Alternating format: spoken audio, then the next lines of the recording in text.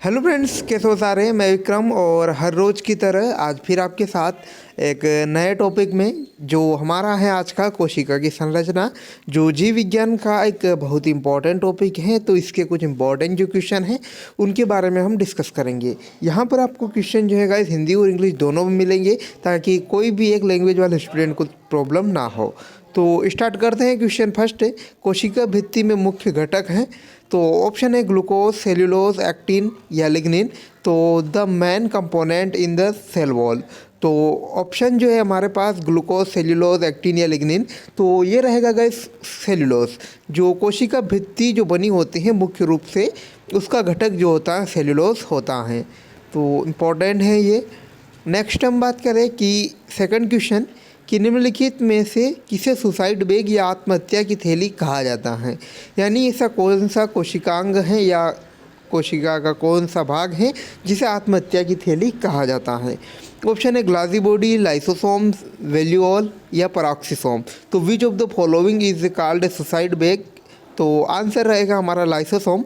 तो गाइस जो लाइसोसोम जो होता है उसे आत्महत्या की थैली कहा जाता है। तो इम्पॉर्टेंट है गाइस, सारे क्वेश्चन यहाँ पर इम्पॉर्टेंट हैं। तो आप एंड तक ज़रूर बने रहिए हमारे साथ। नेक्स्ट क्वेश्चन नंबर थर्ड कि कोशिका में प्रोटीन संरचना के कोशिका में प्रोटीन संश्लेषण की स्थल हैं। तो कोशिका में प्रोटीन का संश्लेषण कहाँ होता है। ऑप्शन है माइटोकॉन्ड्रिया, लाइसोसोम, राइबोसोम या पेरोक्सिसोम। तो the site of a protein synthesis in the cell are. तो आंसर रहेगा इसका राइबोसोम। राइबोसोम में जो है गाइस उसको प्रोटीन संश्लेषण का केंद्र कहा जाता है। तो बहुत ही ज़्यादा इंपॉर्टेंट है ये हमारे लिए। तो आंसर रहेगा इसका sir ribosome. Okay. Question number fourth की हम बात करें कि कोशिका झिल्ली होती है या कोशिका कला होती है। तो कोशिका कला क्या है। ऑप्शन है अपारगम्य, पारगम्य, अर्धपारगम्य या वर्णात्मक पारगम्य। तो there is a cell membrane. तो यहाँ पर आंसर रहेगा हमारा गाइस सिलेक्टिव प्रीमेम्बल, यानी कि चरणात्मक पारगम्य। हम बोल सकते हैं कि कुछ विशिष्ट पदार्थ ही इसके अंदर प्रवेश कर सकते हैं और कुछ विशिष्ट पदार्थ ही बाहर निकल सकते हैं। तो इसे ही वर्णात्मक पारगम्य कहा जाता है। तो इम्पॉर्टेंट भी है ये गाइस कोशिका झिल्ली, जो कि वर्णात्मक पारगम्य होती हैं। यानी कि निश्चित पदार्थ ही कोशिका के अंदर प्रवेश कर सकते हैं और कुछ निश्चित पदार्थ ही कोशिका से बाहर निकल सकते हैं। नेक्स्ट है क्वेश्चन नंबर 5। हम बात करें कि कोशिका कला किन रासायनिक घटकों की बनी होती हैं।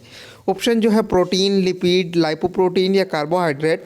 तो what chemical component is the cell membrane made up of.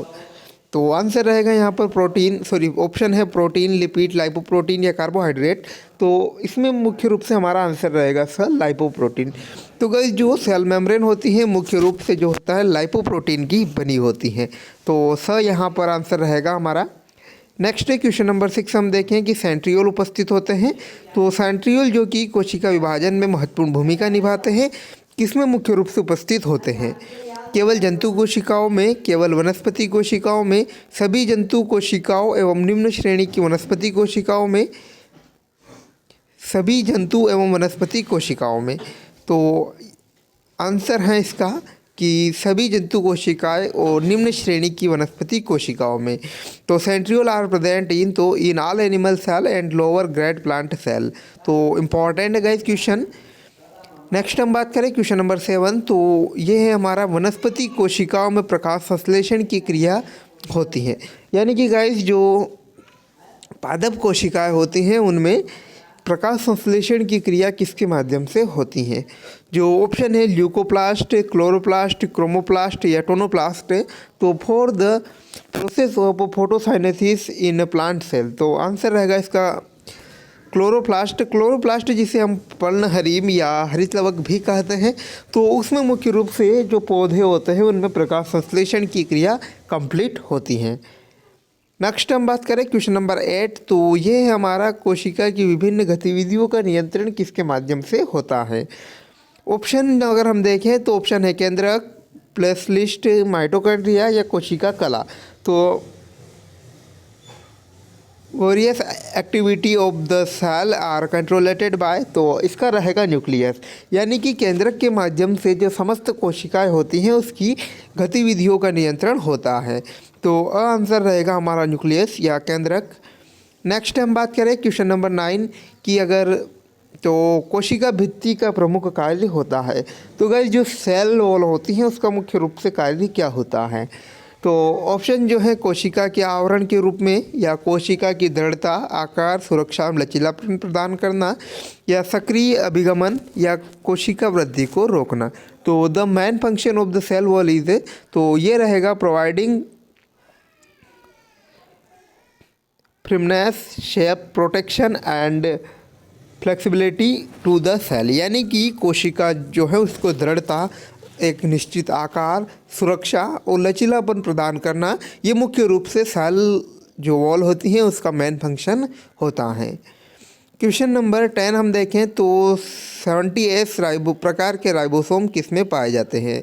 तो गाइज ये भी इम्पोर्टेंट क्वेश्चन है। तो इसमें हम देखें तो ये है प्रोकैरियोटिक कोशिका में, क्लोरोप्लास्ट में, माइटोकॉन्ड्रिया में, ये उपरोक्त सभी। तो 70 type of ribosome are found in, तो ये रहेगा ऑल ऑफ अबव, यानी कि उपरोक्त सभी में, जिसमें से प्रोकैरियोटिक कोशिकाएं जो है और क्लोरोप्लास्ट है, माइटोकॉन्ड्रिया है, तो इन तीनों में जो है 70S प्रकार के राइबोसोम पाए जाते हैं। जबकि हम बात करें यूकैरियोटिक कोशिकाएँ हैं तो उनमें 70S राइबोसोम नहीं पाया जाता है। नेक्स्ट हम बात करें कि क्वेश्चन नंबर 11, तो ये है हमारा कि विभिन्न प्रकार के पदार्थों के संश्लेषण और उसके परिवहन में प्रमुख भूमिका निभाने वाली रचना कौन सी है। ऑप्शन है एंडोप्लाज्मिक रेटिकुलम, या माइटोकॉन्ड्रिया, पेरोक्सिसोम, या माइक्रोफाइब्रिल्स। तो the main role of the synthesis and transport of warrior substance is the composition. तो ये है एंडोप्लाज्मिक रेटिकुलम। तो गाइस जो एंडोप्लाज्मिक रेटिकुलम है वह विभिन्न पदार्थों के संश्लेषण और उसके परिवहन में महत्वपूर्ण भूमिका निभाने वाली एक कोशिका संरचना है। ओके, नेक्स्ट हम बात करें क्वेश्चन नंबर 12 कि कोशिका स्त्राव या सेल सिक्रिएशन का कार्य कौन करता है। ऑप्शन है लाइसोसोम, क्लोजिकॉय, राइबोसोम, या प्लाज्मा मेम्ब्रेन। तो the function of cell secretion is, तो ये रहेगा ग्लाजी बॉडी। तो गाइस जो ग्लोजिकाय होता है उसका प्रमुख रूप से जो कार्य होता है कोशिका स्त्राव या सेल सिक्रिएशन होता है। ओके, क्वेश्चन नेक्स्ट हम बात करें कि राइबोसोम कहाँ बनते हैं। तो इम्पॉर्टेंट क्वेश्चन भी है ये कि where are ribosome made. Option है कि in the nucleus, cytoplasm, in the formula, या सूत्रकणिका में, या ग्लोजी बॉडी। तो ये रहेगा हमारा ए केंद्रिका में। तो इन द न्यूक्लियस की जो हमारे राइबोसोम जो होते हैं कोशिका में वो मुख्य रूप से केंद्रक में बनते हैं। ओके, नेक्स्ट हम आगे आए क्वेश्चन में कि क्वेश्चन नंबर 14, तो सूक्ष्म नलिकाएं अनुपस्थित होती हैं। तो जो माइक्रोट्यूबल किसमें एब्सेंट होती हैं। तो ऑप्शन है माइटोकॉन्ड्रिया में, कशाभों में, तर्क तंतुओं में, या तारक केंद्र में। तो ये रहेगा हमारा ए माइटोकॉन्ड्रिया। जो गाइस माइटोकॉन्ड्रिया जो होता है उनमें कुछ सूक्ष्म जो नलिकाएं होती हैं वो अनुपस्थित या एब्सेंट होती हैं। नेक्स्ट हम बात करें कि क्वेश्चन नंबर 15 कि कोशिका की किस भाग में डीएनए का संकेंद्रित होता है। ऑप्शन है राइबोसोम, गुणसूत्र, केंद्रिक, या ग्लाजिबोकाय। तो in which part of the cell DNA is concentrated.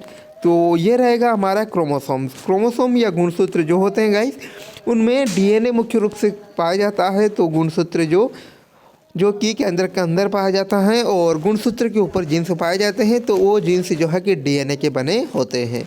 तो इम्पॉर्टेंट क्वेश्चन है ये।